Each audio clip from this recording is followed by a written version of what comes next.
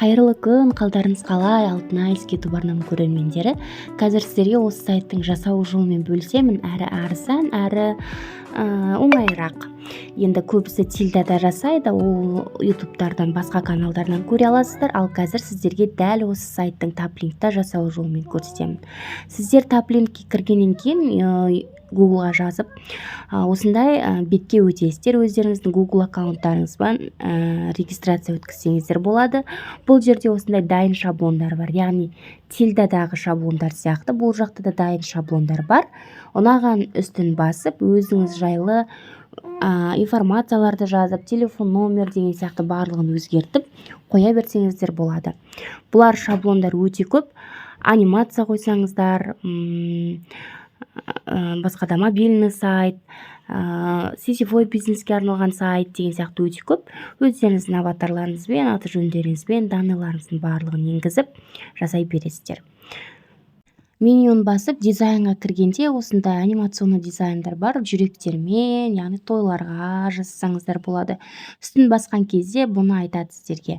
Бұл про пакетінікі, сатып алыңыз дегендей.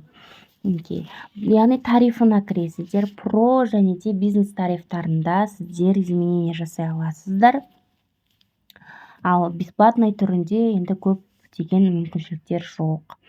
Тарифтарына кірсек, про пакетті 1080 дейді, 12 айға 1080 рубль, яғни 4-ке көбейтсеңіздер, где-то бір 4-5 мыңның шамасында.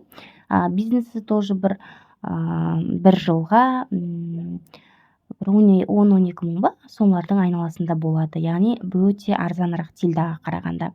Әрине арзан, өздеріңіз эксперттік сайттарыңыздың барлығын осы жерден жасап алсаңыздар, бұл да тоже тильда сияқты сіздерге үлкен роль атқарады. Үлкен кейін таргетке қоссаңыздар да, ретаргетинг қоссаңыздар да үлкен мәні мен мағынасы зор.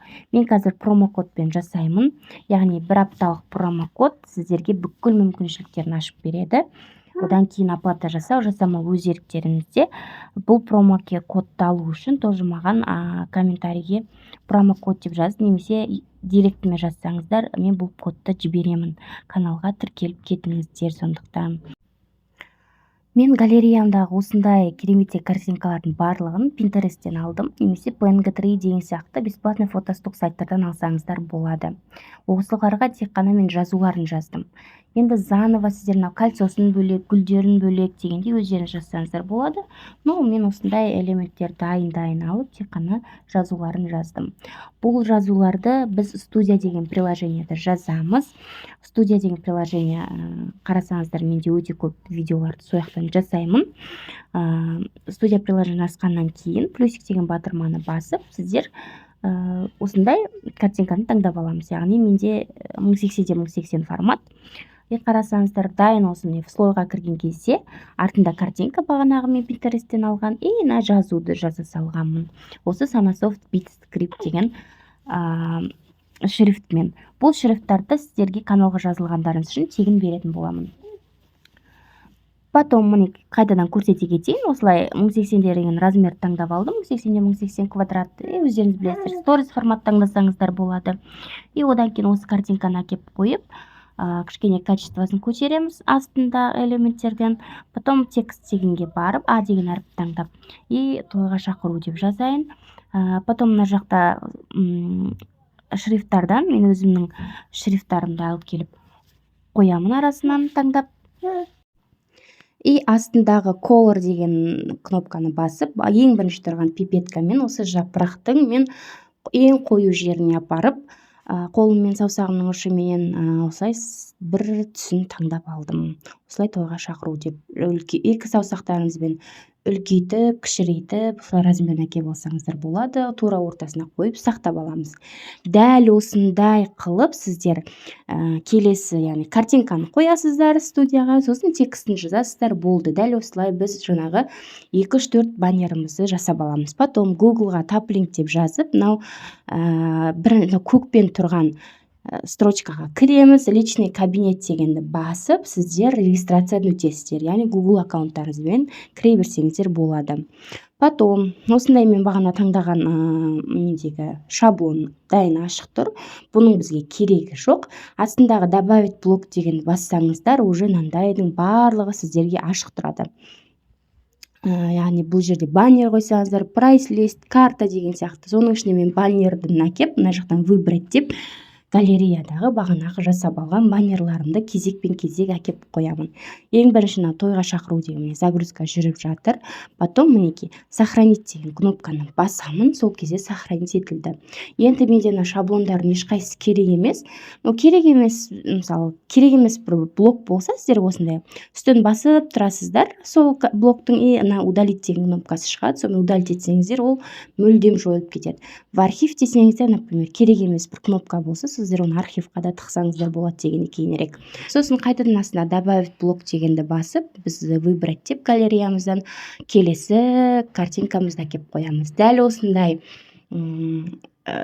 осы қимылдардың барлығын қайталап, сіздер 3-4 жаңағы жасап алған баннерларыңызды алып келіп қоя бересіздер. Мінекей мен барлықтарына келіп қойдым дәл осылай. Сіздер де осылай ретретмен әкеп қоясыздар. Ретрет ауысса, мына жақта шетіндегі сызықты басу арқылы, ал астыға үстіге, яғни жылжыту арқылы орындарын ауыстыра бересіздер. Потом мына жақта қарасаңыздар, вопрос и ответи деген бар. Мессенджерге қойсаңыздар болады, картасын қойсаңыздар болады, көп мыналардың таймер қойсаңыздар болады. Мінекей мен қазір карта дегенді қойып жатырмын, разрешить дейсіздер. Потом өздеріңізге керекті адресті мына жерге видеть дейсіздер. Мен қазір Астанада болғаннан кейін, мына жақта мен Шаралдың адресін енгізіп көрейін. Шарал қаласы деп осылай добавить метку етеміз. И бұл жаққа сіздер описанияға, например, мен Шарал қаласы деп жаздым ғой. Вот сол жерге сіздер мысалы мейрамхананың адресі дегендей, немесе картасында аппарат дегендей жазуларын жазып қойсаңыздар болады. Қазір мен мейрамхананың атын жазып жатырмын, и сохранить деймін. Қарасаңыздар, мінекей Шарал қаласы деп тұр. Енді бұл жерде мен таңдаған дизайнда көк цвет болып тұр. Сондықтан мен дизайн деген жерге барамын и стилін өзгертемін. Маған осындай карта ұнап тұр. Потом вот цвет заголовка, цвет фона деген бар. Цвет фона дегенді алып, мен аяқта палитрадан өзіме кішкене келетін жасыл түсті аламын.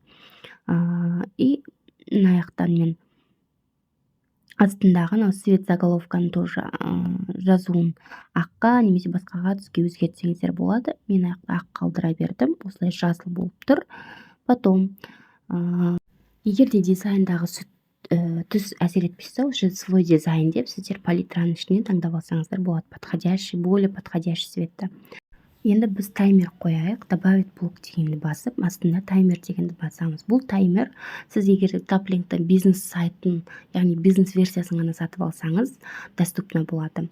Ал про версиясында қалай қою керек екен, егер де уақытым болып жатса, тағы бір видео шығарамын. Осы YouTube арнама тегін қарап жүріңіздер. Потом осылай керекті біз уақытымызды белгілейміз, тойдың болатынын. Тип таймера деген жерге дизайн таңдасаңыздар болады. Яғни темное, светлое деген бар. Стиль плоский дегені бар. Түсін таңдап аласыздар. Яғни мына жерде кнопканың объемная, яғни буква, цвет подписіне, дни, часы, минуты, секунды дегенді қарасаңыздар жасыл болып тұр. Дәл солай. До определенной даты дегенді қойып, аяқтан светлый, объемный, плоский деген сияқты дизайндардың бәрін таңдап сохранить етеміз. Сақтап алғаннан кейін қарасаңыз, ол менде соңында тұр. И соның үстіне, сызықтың үстін басып тұрып, жоғары қаратай көтереміз.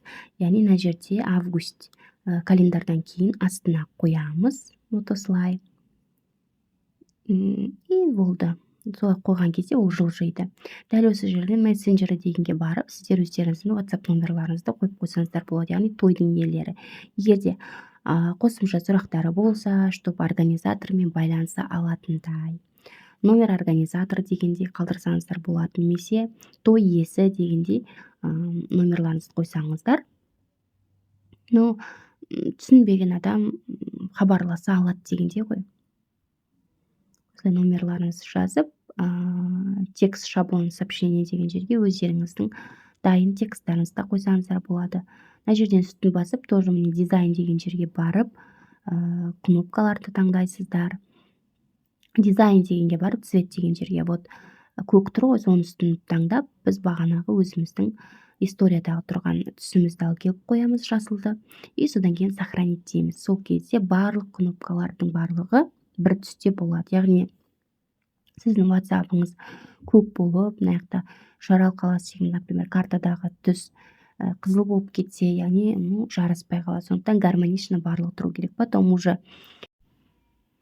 жоғары жақтағы келесі ссылканы басамыз. Мына жақта стрелка тұр ғой, келесі жаққа өтетін. Вот сол жерде укажите адрес сайта деген тұр, иә. Той иелерінің атын жазып қойсаңыздар болады, немесе қандай ссылканы жіберген кезде не деп шығады. Тойға шақыру деген сияқты. Мысалы, Нұрлыбек пен Ақеркенің тойы дегендей өздеріңізге ыңғайлы адрестің қоясыздар. Подключить дейсіздер. Мына жақта менде уже занято деп тұр. Сондықтан кішкене Алтынай деген сияқтыны қоса салайын. Сіздер яғни эксперттік сайт жасасаңыздар да, любой, білмеймін, Pinduoduo'ны үйретем деген сияқты, немесе таргетологтардың сайтын жасасаңыздар дәл осылай, осындай темппен, осындай нәрсемен жасай бересіздер. Осындай жолмен, яғни копировать ссылку деп, осылай Google-ға немесе WhatsApp группаларға жібере бересіздер. Сол ссылканы басқан адам дәл осындай сайтқа өтеді, дәл осындай сайтты көреді. Тильдадағыдай музыка ештеңе қойылмаса да, енді бұл өте қолжетімді бағада әрі әдемі сайт. Эксперттік те басқа да сайттар жасай бересіздер. Видео пайдалы болса, лайк басып кетіңіздер. Менің бір көңілім көтеріп қалсын.